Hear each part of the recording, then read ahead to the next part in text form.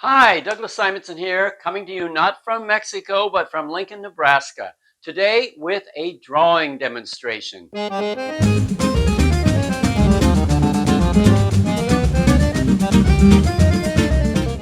I'm here for about a week, and while I'm here, I decided to do a little drawing, and I chose a photograph of Fabian to work from.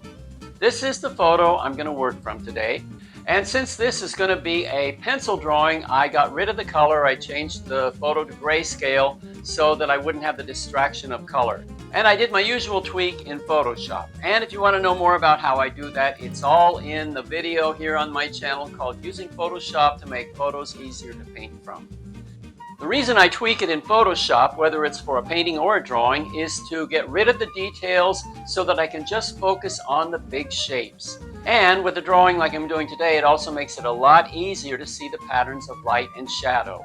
So as I'm drawing, I'm going to be referring to both versions, the original version and the Photoshop tweaked version.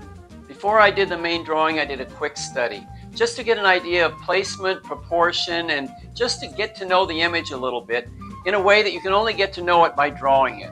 And the more I know the image, the more comfortable I am with it, and the more confidence I'll have when I approach the main drawing.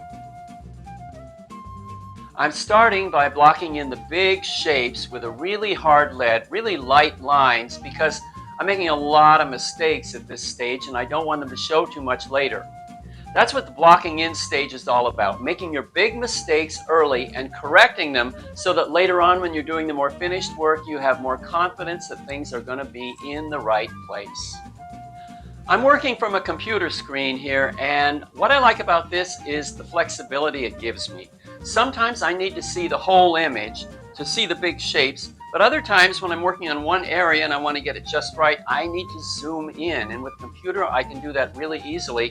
And I can even have the full image and the zoomed in part on the same screen at the same time. So it makes reference really easy. When I really zoom in on an area, I'll see things that I couldn't possibly have seen when I was just looking at the whole big picture.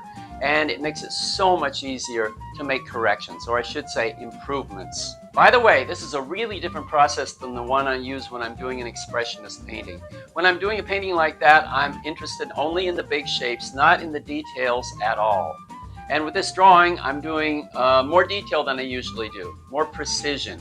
But it's important to note that I don't get to the details and the precision until I blocked in the big shapes and paid some attention to it and made sure that they're all exactly right.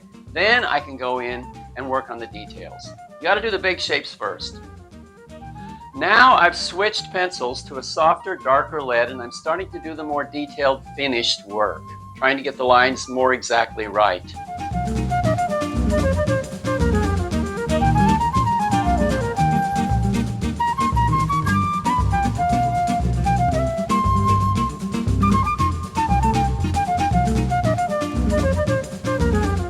Notice that I'm not just tracing over the lines I already have. I'm correcting them wherever possible. I'm always continually referring back to my source image to see, is this exactly right? Can I improve it? So I'm making corrections all the time as I go. It's just a constant progression toward more accuracy, toward a better looking image. Notice I've got a piece of paper under my hand sometimes. When I'm doing really close work and I need to rest my hand on the paper, I don't want to smudge what's underneath. So that little piece of paper underneath just makes it a lot easier. I don't have to clean up a lot of smudges later.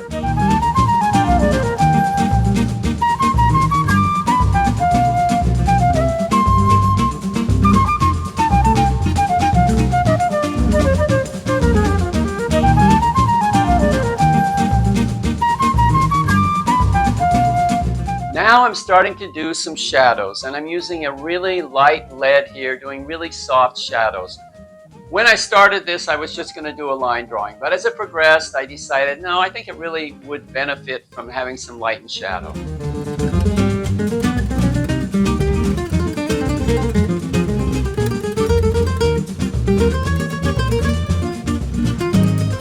Now I'm switching back to a darker lead to put some detail into the shadows. And by detail, I mean I'm really looking at where the shadow is light and where it's dark. Because in a shadow, there's a lot of variation between light and dark. And when you get the light and dark within the shadows right, it can really bring a drawing to life. These are the final touches. The drawing is almost done.